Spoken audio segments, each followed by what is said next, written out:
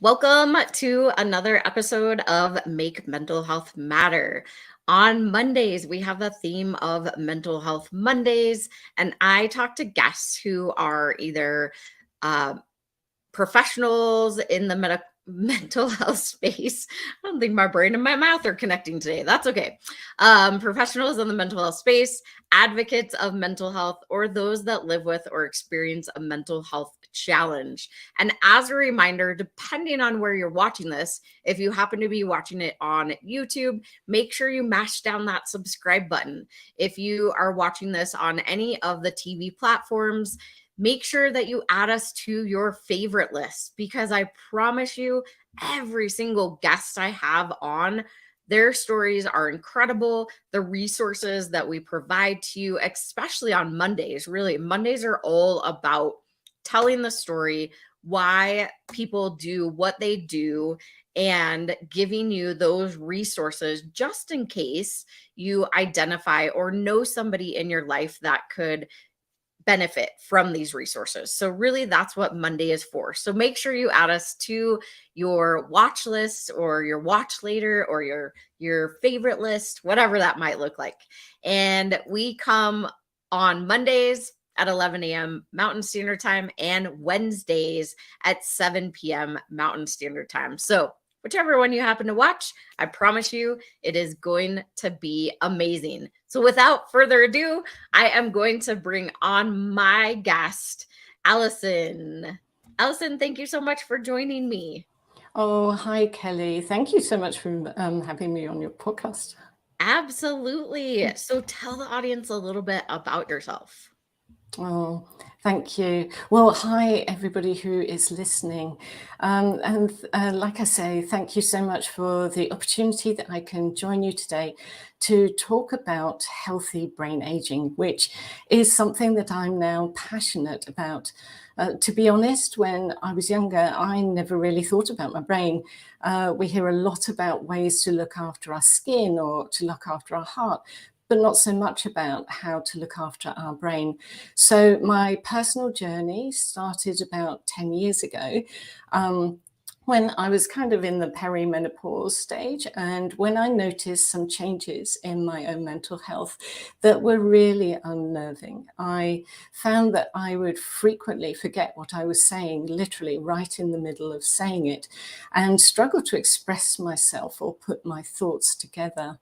I found that I was making impulsive decisions that were at times worryingly dangerous, and I was becoming increasingly anxious and irritable. I started to have panic attacks that I'd never had before. I've always been quite a laid-back person, so this was really quite a change for me. And there were times as well that I would have no recollection of decisions that had been made in certain meetings. And so I was honestly fearful that my capability would start to be questioned. And I was so frightened for my mental well-being that I started to read and research all I could. And I honestly didn't know what I could trust in the sea of information. And I was kind of scared to try things in case they would make me worse, because I wasn't sure.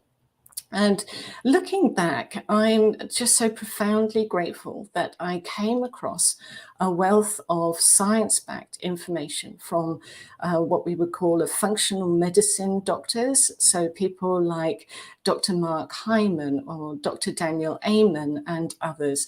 And that literally ended up changing my life. It took me several years of learning, but now the brain fog has gone, and my thinking is clearer and sharper than it has been for years.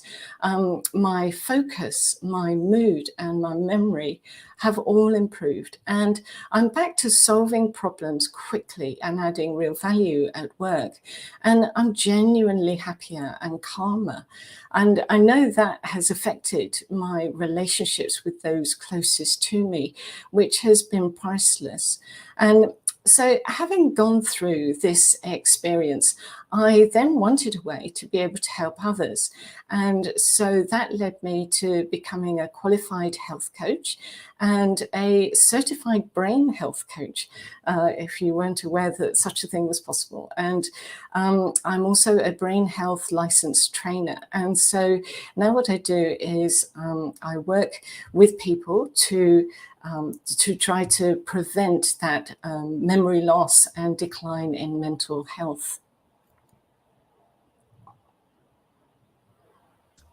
That is amazing. And I was really excited once I read your bio and your story for you to come on, because I know my family on my dad's side, my grandpa, he had dementia, and then one of my aunts actually passed a couple years ago from Alzheimer's. And so I know even on that side of my family, and I don't know if it's genetic or predisposition, but I was really excited when I read all about you and having you on, because it's the brain just itself is so fascinating to me, and seeing how you were able to research. And like you said, there's so much information.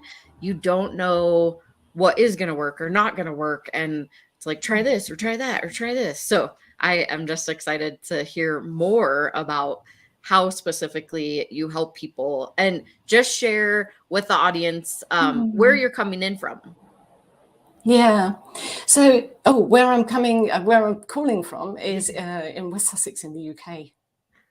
That's amazing. And what I love about that is that we, although far, far away, I'm in Denver, Colorado, we can still have this conversation. And I'm assuming, do you do most of the work, is it in the UK, or do you do a lot of it virtually? Yeah, so no, I do a lot of work virtually. So yeah, I work with people from around the world. Amazing. I love that fact. So back to what we were originally talking about. What have you found that, I know you went through your own journey and doing all of this research. What was the biggest thing that you learned or found from doing this research? Yeah. So many people, I think, are unaware the degree that their physical health can affect their mental health and vice versa. We tend to have the same mindset when it comes to our bodies and our health as we do with our car at times. So when our car breaks down, we take it to the garage and the mechanic fixes the problem and everything's great again. It doesn't really matter how well we look after the car, because we know that there's somebody there who can fix it. However, in a sense, we can have a little bit the same approach when it comes to our health. And we kind of think that it doesn't really matter what we do, because actually there's a doctor and some medicines that can fix us when something goes wrong. However, most medicines can't fix the root cause of a problem. They just deal with the symptoms. So it's like using a sticky plaster over an infected wound instead of cleaning out the wound. Then kind of over time, we can end up taking more and more medicines with all the various side effects. And unbeknown to me, I had been on some medications that had actually caused nutritional deficiencies that, again, were contributing to that place that I reached that was so unnerving for me. My mother-in-law jokes that she doesn't have any more slots in her day to take any other medications. And, some people I've seen can end up literally on this cocktail of medications, half of which are to counter the side effects of the other half. And I'm not saying that people shouldn't take medications, but I think what we tend to do is we can continue to experience deteriorating health because we can be still continuing to live in a way that's actually harming our body and brain. And so what we kind of need to do is to deal with the root causes of ill health, so we have a lot more control over the health of our brain, I think, than a lot of people realize. And so there is a physical element to mental health. Our brain has needs that must be met in order to work at optimum, in order to function optimally. And because we don't really think of our brain like an organ, we can't see it. We see our wrinkles, or we get acne or what have you, and we launch into action to do something about it because we can see it and we don't like it. But we're not necessarily aware that our mental health can be an indication that our brain needs some support. If you can imagine the brain being like a computer, and the physical functioning of the brain is a bit like the hardware, and our mental health is a bit like the software. And when we see mental health issues, it's like the software isn't quite running optimally. But what we fail to realize is that there could be an issue with the hardware. And maybe if I could use an analogy, I think that this might be helpful. I often refer to our brain as having a reserve, a brain reserve, which is being a bit like a tank of fuel. So the more fuel you have in the tank, the less vulnerable you are to running out if you have to go on an unexpected journey. So you don't need to worry then about taking a detour. However, if you're low on fuel, and you've gone into that red zone that tells you you need to refuel your tank, then you're more vulnerable should something unexpected happen. And it's the same with brain reserve. The more active you are as you age, and the more brain reserve you have, the more resilient you'll be and better able to handle life stresses. And I kind of really want to emphasize this point. So mental health and memory issues are an indication that your brain reserve is below that line. And that's why you can see some of those things coming up. Wow. I love the analogies. Well, and it kind of really speaks to me today because my car wouldn't start today. So you talk about car troubles. It literally, I'm like, yeah, that makes so much sense. And it's the battery, I think, in my car, which is like the main thing that runs the whole car. So, but I love the analogies of the fuel gauge too, is that when we have more gas, then we have a better chance to get through things. But when we have less gas, we've got to be able to build back up that reserve. Yes. And so I love the analogy that you said. I know that it is. I mean, I live in this space every single day, and I have to remind myself that I have to be able to take care of myself too. And I can't constantly be going. And I do say on the show, this is really not about perfection. It's about getting the information out. But there are times that like this last weekend was really busy for me. And so oftentimes when I get to Monday, my brain and my mouth don't connect. And most likely, now that you said that, like it really clicked in my head of I don't have enough reserve because I haven't given my brain enough space to build up that space. That's how I look at it, is enough space to breathe. At least for me, that's how it's resonating in me. And I think that's important for us to think about. And our brain as an organ, it has to be charged up enough to be able to function properly. So the brain is fascinating. Yeah. So the thing as well that I love about it is, in just the same way as you would go to a petrol station and you'd fill up that tank of petrol, there are things that we can do to refuel and our brain and build that brain reserve back up again. But the important thing is that when the brain reserve gets low, just like you're saying, you start to see those warning signs. And it's at that point we need to then take some action and to do things differently to build that reserve. So for example, if you're regularly, let's say, getting 7 to 8 hours of really good quality sleep every night, and then you have one evening of a late night, you know, it might kind of block you a little bit, but you'll bounce back fairly quickly. But if you're really struggling with your sleep, or are routinely getting less sleep than you need for your brain, then another late night on top of that, and it's just harder to recover from. So yeah, I think when we have things like brain fog, we can't pull our thoughts together, we're easily distracted, or all over the place at work, you know, we kind of flit from one thing to the next and get to the end of the day and wonder what we've actually achieved, or, you know, those kind of things. They are those warning signs that we need to take seriously. And yeah, when it comes to memory issues, there are again some warning signs that that again we need to get serious about caring for our brain.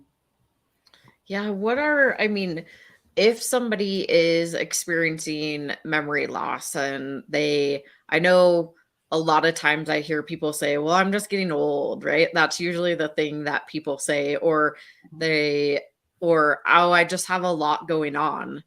What are some of those warning signs that we should be watching out for? Yeah. There are 6 categories, and it is again important to note that often what happens is when people start to get like really concerned about their memory, they're seeing enough things that are kind of make them book an appointment, and they go to see the doctor, and they maybe get a test, and the doctor says, no, you're fine, it's just a natural part of aging. And so then they go away and they think, oh, okay, well, the doctor says I'm fine. But then, you know, maybe 5-8 years down the line, then they may get that diagnosis of dementia. But the critical thing is that, or the important thing is that actually in those few years, they could have been taking some action to slow down the progression towards dementia. And if they're building that brain reserve, they're building that buffer again. So the things that they really want to look out for. So the first one, of course, is memory issues. That's one that most people are aware of. So that would include things like noticing your memory is getting worse than it was maybe 10 years ago, or misplacing things like keys or finding them in unusual places, having trouble remembering names, or missing appointments is a really key one. Reading a book or an article and not being able to remember much of it, or forgetting to take medication or supplements, that kind of thing. The next one is having trouble planning and problem solving. And that includes making plans and sticking to them, finding it hard to do something like follow a recipe, especially if it's quite a long one, or directions. Directions maybe on how to put something together, like, flat pack furniture, maybe struggling to do that kind of thing, finding it hard to focus on more complex tasks, especially anything involving maths. So the third category is having confusion with times and places. So having trouble maybe driving even to a familiar location. It used to be one of the things that would flag to somebody that actually, the thing's not right here, is when they couldn't find their way home. And but people are being diagnosed later with Alzheimer's because of things like GPS devices. So, now when they get lost, they just ask their phone or their device in their car to take them home, and it does. And so they're not raising with the doctor at that really early stage when it would be really good to get help. The fourth category is struggling with words, which includes having trouble finding the right word, or calling things by the wrong name, having difficulty following along in a conversation, or tending to limit conversation rather than joining in. Repeating yourself is another one. Fifth category is worsening judgment. So that would include making an increasing number of bad decisions, maybe even with finances. Is quite common for people in the early stages of dementia to make poor financial decisions. And lastly, social withdrawal. So that includes kind of feeling more isolated from friends, feeling less interested in activities that they once found fun, wanting to cut back on work, either because you don't care as much or because you feel overwhelmed by it, and maybe caring less about the physical appearance. So obviously anybody should take care of their brain at whatever age we are, but the more early warning signs you have, then the more serious you need to be. Oh my gosh, that was amazing that you went through all of those. Thank you for sharing all those categories. What I would love to do, we're going to take a quick commercial break, and then I want to come back and just talk about what are the things that we can do if we're starting to notice some of these signs or symptoms that are popping up. So we will be right back after this commercial.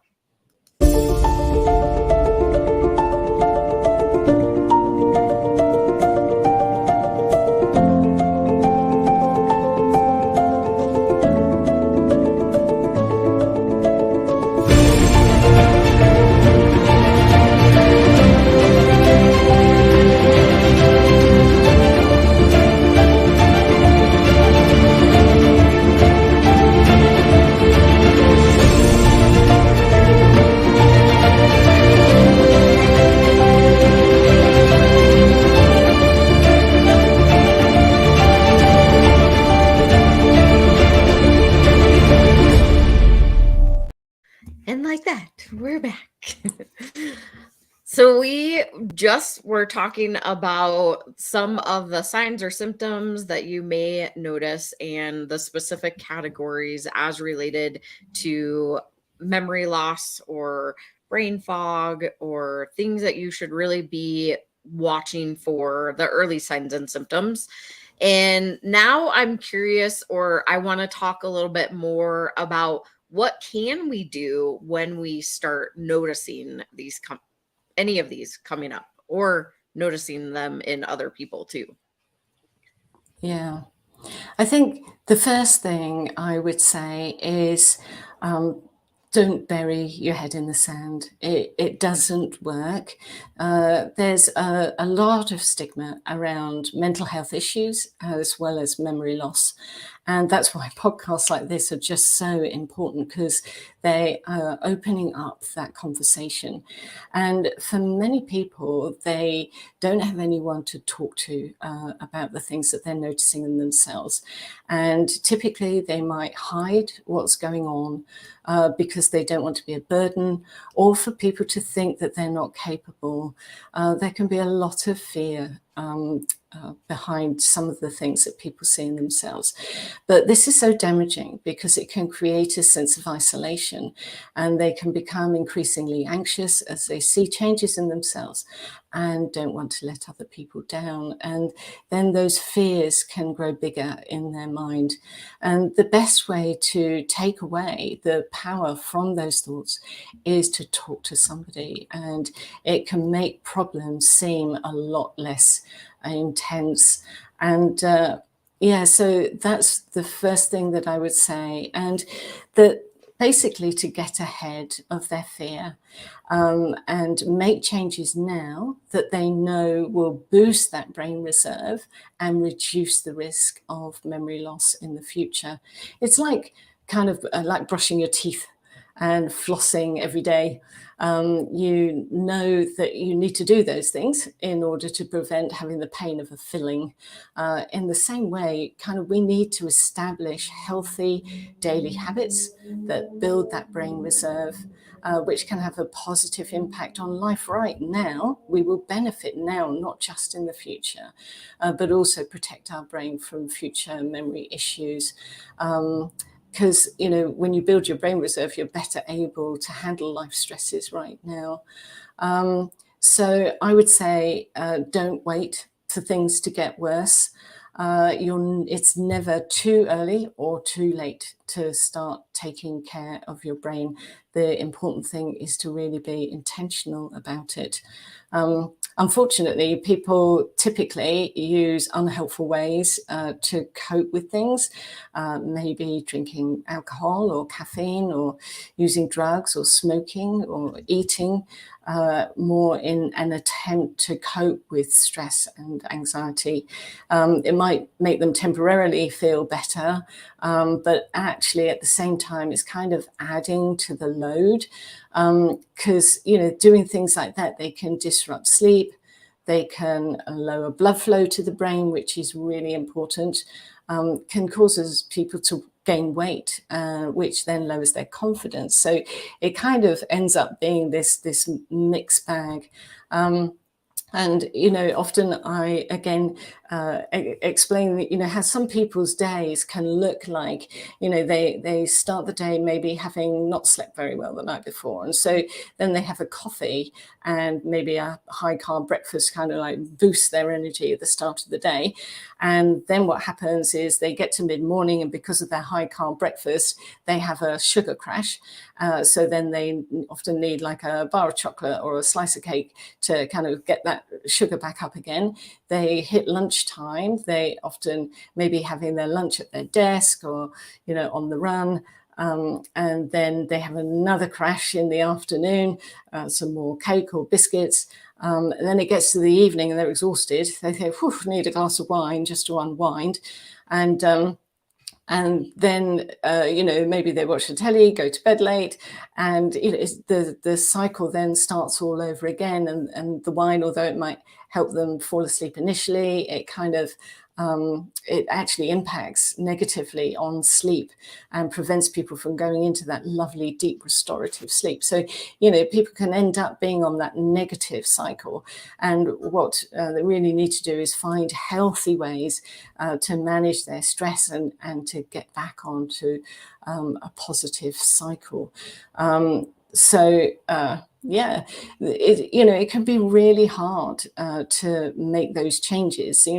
We know some of the things that we need to do, kind of exercise more. Exercise is amazing. If there was, if you could make exercise into a pill, like a medicine, it would be worth an absolute fortune in terms of what it can do for us and our health and well-being. And so, getting regular physical exercise, making sure to eat a really good, wholesome, nutritious diet that gives our body and brain all the nutrients that they need to function well. But people often, on one hand, they know how to help themselves, but on the other hand, it can be really hard to stay on track. And so, people can try quick fixes, same with the exercise. It's why New Year's resolutions often don't work, because we go at them with great gusto. I'm going to, run a marathon. And, it gets to about week 3 and, maybe they catch a cold or something, and all their lovely new intentions go straight out the window. But in a sense, the problem with that is that when we try many, many times to make these changes and they don't stick, what ends up happening is we can kind of feel stuck. That we just can't get to where we want to be. And, it can make us lose hope that things can ever change. And so then people can then just decide, okay, this is my new norm. I'm just going to get used to it and kind of live life less than it could be, I suppose.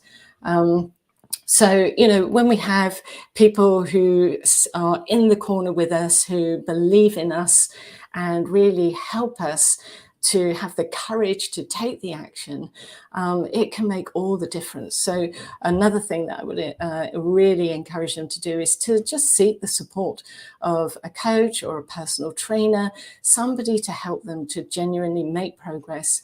It really will make all the difference. Yeah, all of that was really great information. And what I heard you say is that we get into these potential cycles of we didn't have a lot of sleep. So then we're drinking caffeine or coffee or whatever that might look like. And then we're trying to fuel our body, maybe with not the best thing like carbs. Then we get into these sugar crashes. Then we're maybe tired. We got to go home and we feel like we need to relax with a drink. And it just repeats the cycle. And we need to be aware of what we are putting into our bodies. I know definitely when I eat a bunch of fast food often, I can tell that I have that brain fog and I know that I'm not functioning properly. But I think that it's great to have that awareness and notice what we are putting into our bodies on a daily basis, but then also making those shifts. They don't have to be ginormous. You don't have to be like, oh my gosh, like everything he says I'm doing, and so now I got to change it all. It could be the small things. I know I've had a guest in the past say, if you, like you talked about sitting at your desk and eating lunch, maybe it's the intention to get up to go somewhere else to eat that lunch, or getting up and getting a glass of water. We're training our brain instead of what I used to do at the corporate office. I had like a gallon jug and I never had to move from my desk pretty much until I had to go to the bathroom because I drank all that water. But otherwise, I wasn't really moving from my desk. And so it's important to think about what we are putting into our body, also how much water we're drinking, and then how much movement we're having throughout the day. And again, it can be pretty simple. It can also be a lifestyle shift to be able to help our brain function at the highest level that it possibly can. And I know that you also talked about like how important it is, even during those times when we're noticing like those early warning signs, up until the point that if we happen to get the diagnosis of dementia or Alzheimer's, but that space in between, it's important to observe and be aware of what might be coming up for us. And I know that, at least for me, I train self-care techniques, how to be resilient. So is there, other than exercise, being aware of what we're putting into our body and also the sleep, are there other tools that you have found to be effective as related to brain health? Yeah. So I would say that if you are noticing, especially if you're noticing early warning signs, but probably if you have dementia or Alzheimer's in the family, or you're starting to notice early warning signs, then what I really would recommend is to take a cognitive assessment. You can do them free online in some places. I've used Cognifit. Is one. It's free to take the assessment, and it might feel like really intimidating at first, but it's so important, like I say, to get ahead of any fear. And a brief cognitive assessment can help to improve the early detection of trouble. And as well, it's really important to know that actually dementia, the signs of dementia, can be seen in the brain decades before a diagnosis. It's a very gradual, very slow deterioration of function in the brain. And so when you take a cognitive assessment, no matter what age you are, you get that baseline to start off with. And then you can then retake the assessment over time and then track your progress. And as well, with a tool, with these online tools, you can then also do exercises that, like mental exercises, that help to improve functions of specific parts of the brain where you might be struggling. So that's kind of the first thing that I would recommend. And also, I really would recommend that people kind of really become fully engaged in their health and well-being. And so one of the things that I recommend for my clients to do is whenever you go to the doctor, you need to have a blood test and you get the results, then I actually ask my doctor for a printout of those blood test results, because actually I want to see things for myself and I want to kind of track progress. And also what can happen is with blood test results, now I'm no expert, I'm not a doctor, but I am aware of what the optimal ranges are. And sometimes with blood tests, let's say for thyroid function, actually low can be like really low. You actually don't want to be as low as low is on that scale. Actually, you want to have that to be in an optimal range. And so when I then get those blood test results for myself, I can just track that for myself, and I'm more aware of where things are at. And so, yeah, again, when I work with people, I will tell them which important health numbers have a particular impact on the brain, so that they can keep an eye on those particular things. So things like blood pressure and cholesterol levels, hormone levels, vitamin D. I mean, vitamin D is so super important. When that's low, then you know that you can take a supplement and bring it back up, and your immune system and everything will function a whole lot better when your vitamin D is in the optimal range. So then kind of what I would also recommend is there are 11 risk factors that can impact on the health of our brain. And so knowing and understanding what they are, and then taking steps to reduce their risks in each of those areas. So I've mentioned blood flow. That's why blood pressure is really important, making sure that that's not too high, because blood flow to the brain is the brain imaging #1 risk factor for future memory problems and Alzheimer's disease. So we need to do everything that we can to optimize our blood vessels and our heart, and make sure that blood flow to the brain is really, really good. So knowing those 11 risk factors and what you can do to reduce your own personal risks is another area that's really important. That's amazing. And I think, is that the right website that you go to? Cognitive, yes. Ooh. I haven't ever heard of that before, so I was really excited. I was like, I got to go search up the website really quick. Yeah. I mean, that's just one. It's one that I've used. I find their games really quite fun. And like I say, the assessment was free initially. I then personally did decide that I would sign up at the first basic level, because I was kind of like, oh, this is really good. And actually, in a matter of just a few months, I've been able to improve my score by about 100 points, which I'm like so chuffed about. Yeah. And it's a real motivator to keep going, and mental exercise is just one aspect, but it is an important one. And so Yeah, that's definitely, I mean, challenging your brain in different ways, especially through games, can be really beneficial. So that's an awesome way to think about it.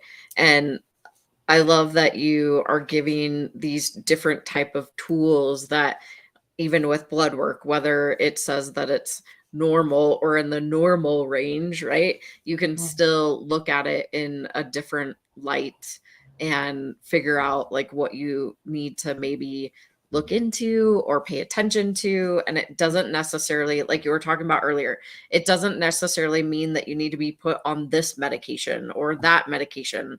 And do maybe a little bit more research behind the scenes to find out, is there something alternative that you might be able to do to help boost or lower or whatever that might be that's showing up on the blood work, so that you don't necessarily have to go straight to a medication because the more medications that you have on, or the more that you have on, that you have in you, the more that it can affect your brain with all the side effects and all of those things. So I love the holistic approach to it too. And then, like you said, is if you need somebody in your corner to help you get through this and be that support for you, definitely find a coach, a mentor, somebody that can help. And Allison, share, if somebody wants to work with you, how could they find you? Yeah. Well, so firstly, I think I would say that if anybody really is struggling with either mental health or memory issues, then it is important to seek the help of a skilled mental health practitioner. But like you say, alongside that, they can also adopt healthier dietary and lifestyle habits to build that brain reserve. So everybody's kind of combination of risk factors is different. So I would ask clients to go through some initial assessments, and then we work together to reduce or eliminate those risks. So it's a really tailored approach because the things that might increase the risk for memory loss for me could be different from somebody else. And so as a result of working with me, clients would then just get ahead of that fear and be empowered to walk into the future with confidence. So they'll be equipped to optimize their health and their mental health rather than just manage symptoms. And I say that, you know, for anybody who has worked with me, they then know now what they need to do moving forward, which is a really lovely place to be in. So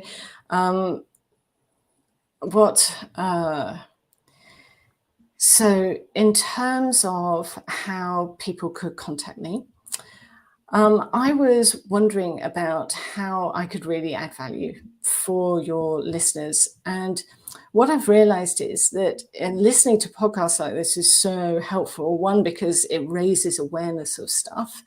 But like I've said, each person's circumstances is different. And so they'll need somebody to guide them to go through what they're going through. And so I've decided that I'd actually like to offer your listeners 3 free coaching sessions. And I want to make sure that anyone who wants to optimize their brain health has the opportunity to do so. So it'll be on a first come, first served basis. And this is going out to your entire audience. So I'm going to give them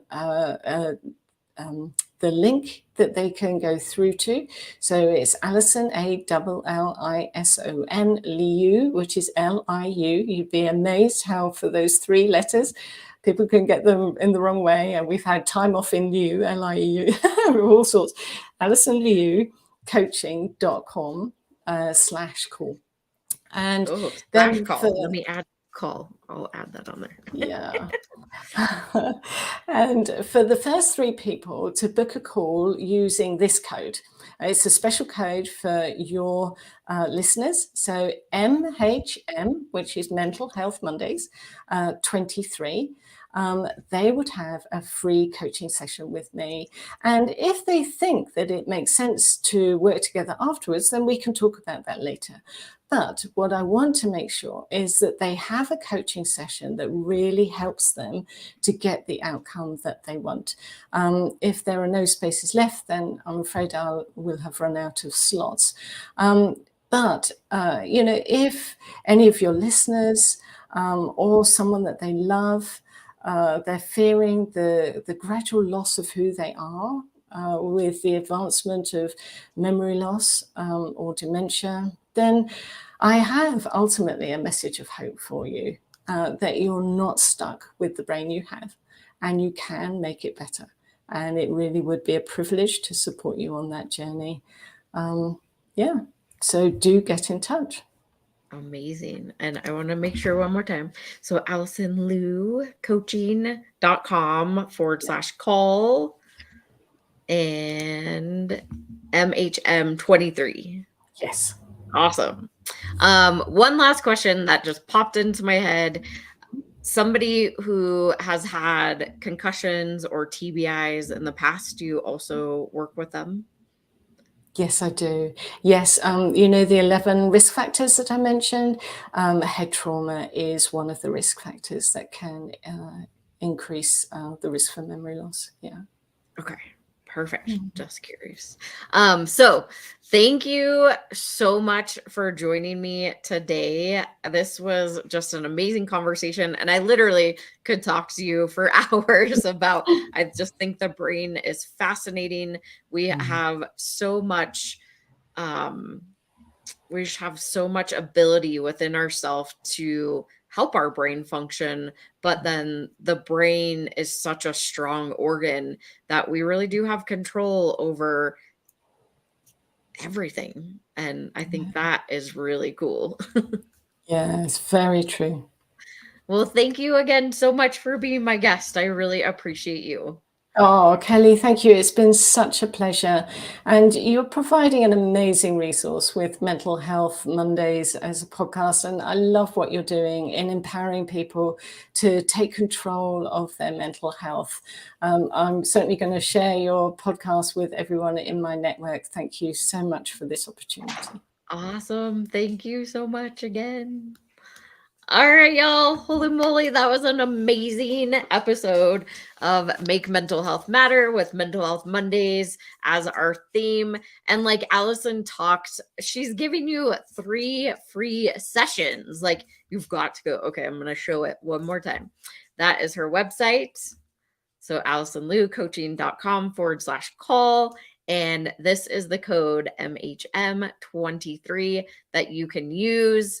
And the last link I want to show you, because I think this is pretty cool, you can go take a cognitive test to see where you're at. I'm going to go take it myself because I know that I stumble over my words and I use the excuse that I am busy, which is true. However, maybe it's a lack of sleep. Maybe it is my brain doesn't slow down. I'm actually on a new journey of my own mental health journey to really get myself back on track. Although I live in this space on a daily basis, it is still something that I have to remind myself. I can train you, I can tell you, I can bring you all these resources, but ultimately I have to be my own guide and I have to implement these tools for myself too. And I'm just like you. I have challenges that arise.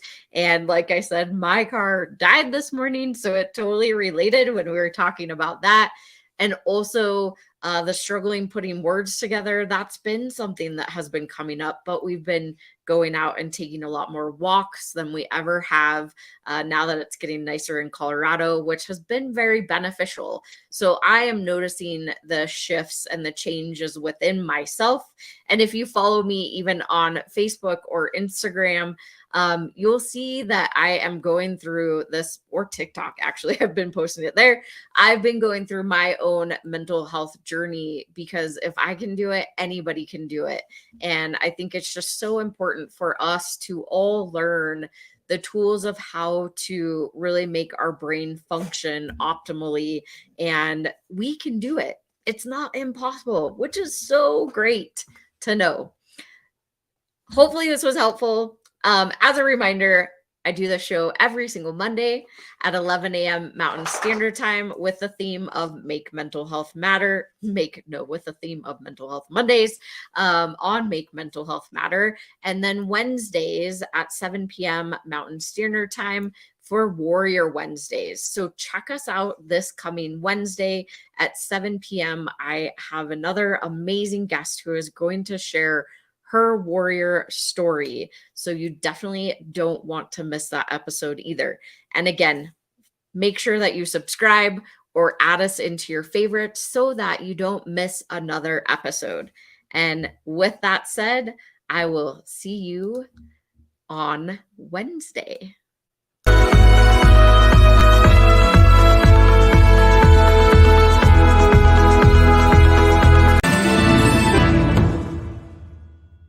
Hi, Hi, I'm Suzanne Sevilla, your host of Pivot Now. Join us on E360 TV every Tuesdays, 10 a.m. Pacific Time, 1 o'clock Eastern Time. Pivot Now.